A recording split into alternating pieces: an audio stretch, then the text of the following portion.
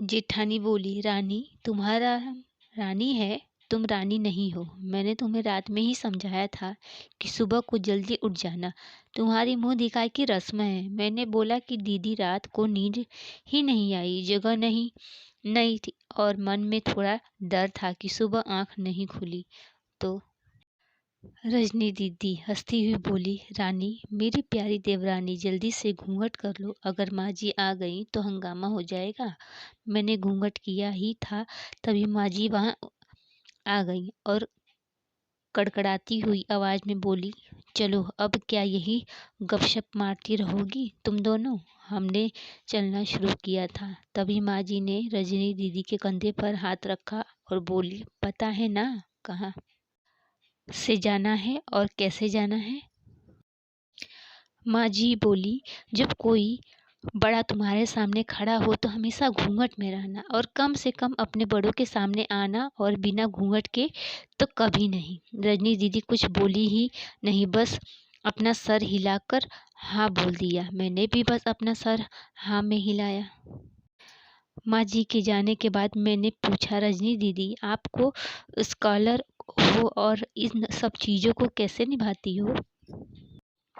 रजनी दीदी मुस्कुराई और बोली, मैं थारे जेठ जी से बहुत प्यार करती हूँ, इसलिए अभी तक चुपचाप सब चीज़ें निभा रही हूँ। मैं कुछ नहीं बोली और चुपचाप रजनी दीदी के साथ घर के बाहर वाले कमरे में जाकर बैठ गई।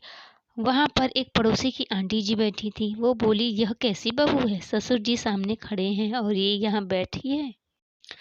रजनी दीदी मुझे वहाँ से उठाकर मेरे कमरे में छोड़ दी। 6 महीने यूं ही छोटी छोटी चीज़ों में बीत गए। फिर एक दिन मैं राहुल के साथ साड़ी लेने गई। राहुल का फ़ोन आया और वो दुकान से बाहर बात करने चला गया। साड़ी की दुकान पर मैं बेधड़क होकर साड़ियाँ देख रही थी। तभी साथ में बैठे हुए अंकल जी खांसे, एक बार, फिर 2 बार, फिर 3 बार।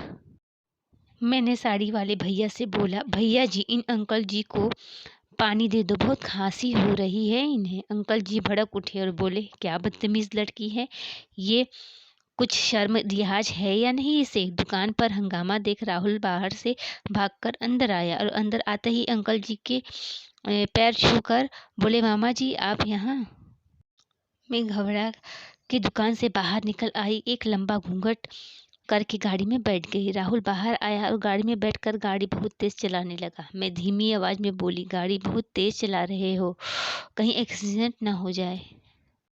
हम घर पहुंचे ही थे तभी माँ जी जोर जोर से चिल्लाते हुए बाहर आई, देखो आ गई ये रानी साहिबान, खानदान की इज्जत मिट्टी में मिलाकर। तभी रजनी दीदी आई और बोली, माँ जी मेरे शादी को 6 साल हो गए और मैं अभी तक मामा जी को नहीं जानती, ये कैसे जानेगी। माँ जी जोर से चिल्लाई, देखो कैसे चपट चपट जबान चल रही है इस रजनी की।